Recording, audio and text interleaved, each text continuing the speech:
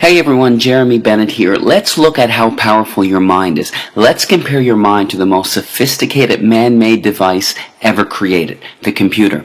The average computer can hold about 250,000 pictures, 20,000 songs, and hundreds of full-length videos, nowadays on something the size of my finger. Crazy. But let's compare it to your mind. Your mind can perform an estimated 10 quadrillion operations per second without you even knowing it. Wild. Ask yourself right now, what's making your blood flow throughout your veins with the perfect amount of pressure to keep you alive? What's making your heart beat right now? Are you consciously commanding your heart to beat right now? No. What's maintaining your body core temperature to the perfect degree to keep you alive? What's doing the 6 trillion things to your 60 trillion cells every single second? It's something called your subconscious mind. This is the powerhouse to who you are. Your cat has it, even your puppy has it. But of all the things that your subconscious mind can do, it can't do one thing. And this thing can help you attract good things into your life or can absolutely demolish your health. What is that one thing it can't do? It can't distinguish between a real event and something you merely think about.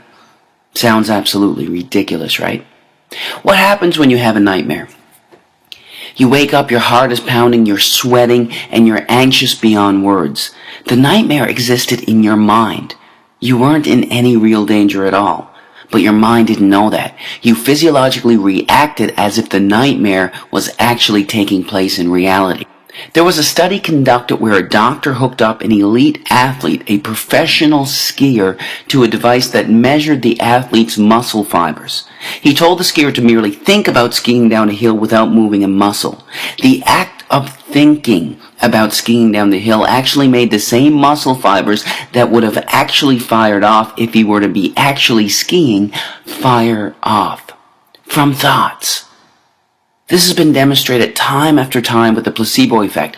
Group A suffering from a particular illness gets prescribed a pharmaceutical FDA-approved drug specifically designed to treat that illness. Group B suffering from the same illness gets a sugar pill, thinking it's real medication.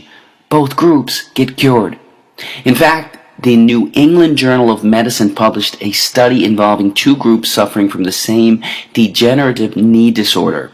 Group A had a surgery designed to scope out the knee and relieve the symptoms of the disorder. Group B, with the permission of the family, had a fake surgery. A placebo surgery, thinking that they had a real surgery. Only 3 small incisions were made in the kneecap, but no real surgery was performed. Both groups reported that the surgery was a success. In fact, researchers are suggesting that a minimum of 1/3 of all medical treatment, including surgery, is due to the belief that the treatment is going to work. The placebo effect. Most people don't realize that there is also something called the nocebo effect. It's practically the opposite of the placebo effect. The mind, instead of curing illness, contributes to illness. That's what a hypochondriac is. Their belief that they're going to develop a disease actually causes them to experience the symptoms of it. Whatever belief you hold in your subconscious mind will become your reality. Bottom line. That's how hypnosis works. The hypnotist implants the idea in the back of their subject's mind, and the subject experiences whatever they hold there. If they hold the belief that there's a spider on their arm, their eyes actually see a spider on their arm. An amazing demonstration occurs when the hypnotist walks towards his subject with his finger extended. He tells the subject that his finger is hot and burning. The hypnotist slowly touches the subject on their arm, and a blister actually forms in the exact place that the finger touched. Now, this is crucial to understand in all healing. Free will, as we understand it, is practically an illusion. In fact, 2 to 4% of the time, you decide what you want to do. You actually make the decision. 96 to 98% of the time, you don't. You're on autopilot. Your subconscious mind controls your decisions 96 to 98% of the time. Don't believe me? Do you like ice cream? If you do, snap your fingers and stop liking it.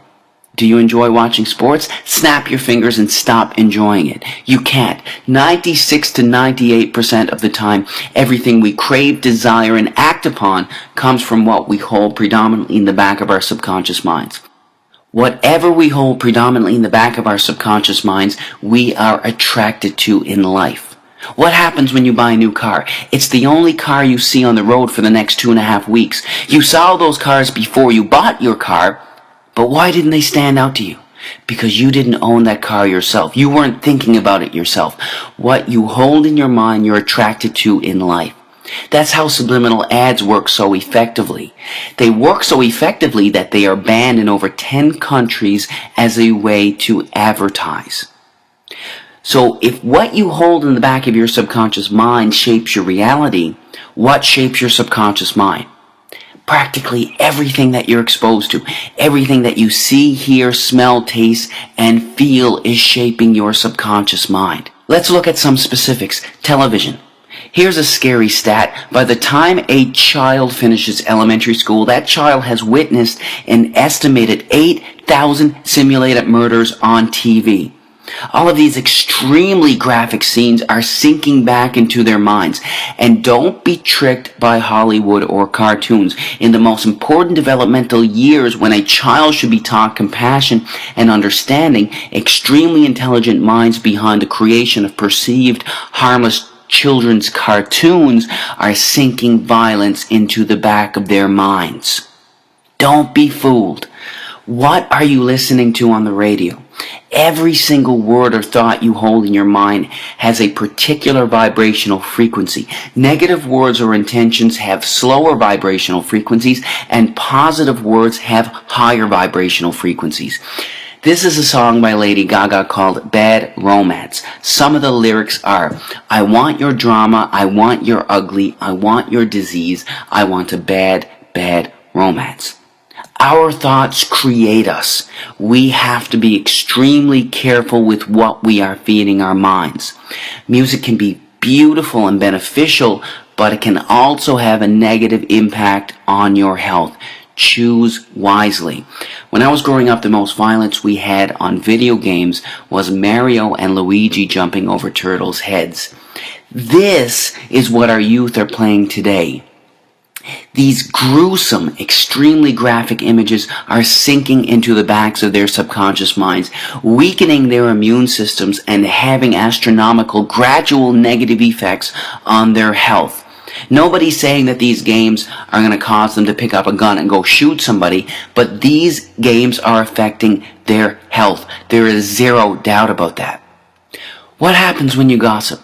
In order for you to gossip, you have to hold a negative memory and negative thought inside of your mind.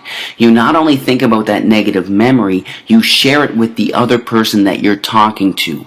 The second you hold negative thoughts in your mind, the biochemistry of your brain changes and you release cortisol, the stress hormone, into your blood, which then weakens your immune system, inhibits the actions of your white blood cells, increases the chances of infection, and even promotes weight gain.